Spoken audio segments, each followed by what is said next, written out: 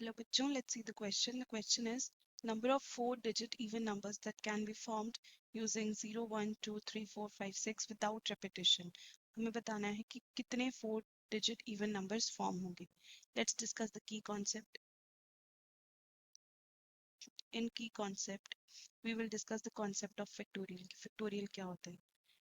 इसे हम ऐसे represent करते हैं और n factorial का मतलब है it is the product of this number और इससे पिछले सारे numbers n minus 1 n minus 2 and it proceeds like this up to 1.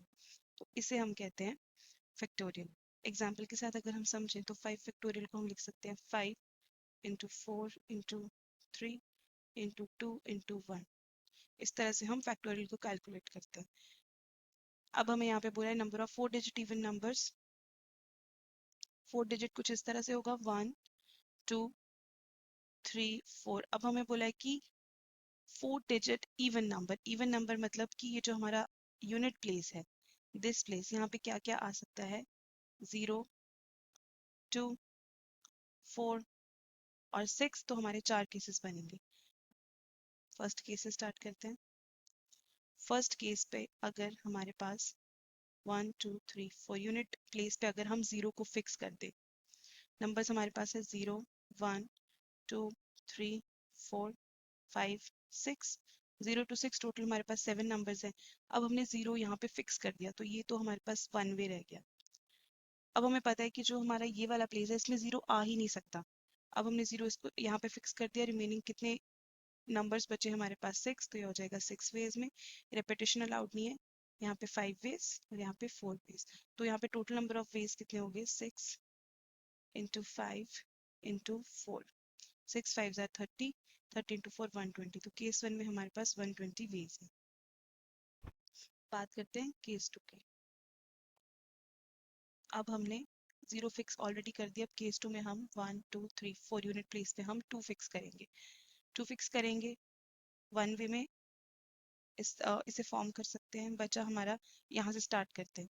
यहाँ पे हमारा एक तो 2 नहीं आ सकता और हमने डिस्कस किया था 0 भी नहीं आ सकता क्योंकि अगर यहाँ पे 0 आएगा तो ये 3 डिजिट नंबर आ जाएगा. टोटल 7 डिजिट्स हैं. अगर 2 यहाँ से हमने ओमिट कर दिए तो यहाँ पे हमारे पास कितने वेज रहे 5 वेज.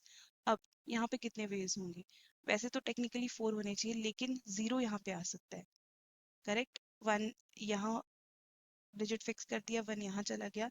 तो रिमेनिंग हमारे पास यहाँ पे बचे 5 वेज और यहाँ पे 4 वेज. तो total number of ways in this case is 5 into 4. 5 5 25 25 4 100. तो सेकंड केस में हमारे पास आ गए 100 वेज. अब बात करते हैं थर्ड केस की. 1 2 3 4. अब मैं यहाँ पे कर रही हूँ 4 फिक्स. अगेन यहाँ पे 0 और 4 नहीं आ सकता. 5 वेज.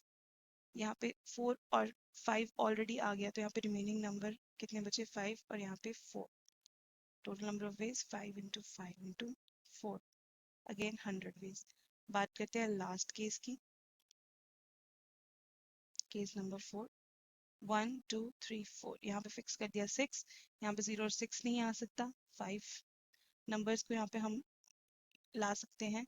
यहाँ पे 6 और 5 नहीं आ सकता. रिमेनिंग 5 नंबर्स और यहाँ पे 4. Again 5 into 5 into 4 that is 100.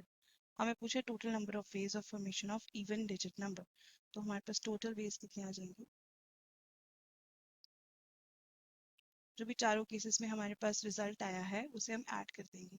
First case में 120 then 100 then 100 then 100. It becomes 420 ways. It means there are 420 4-digit even numbers that can be formed using 0, 1, 2, 3, 4, 5, 6 without repetition. This is the final answer. Hope you understood it well. Thank you.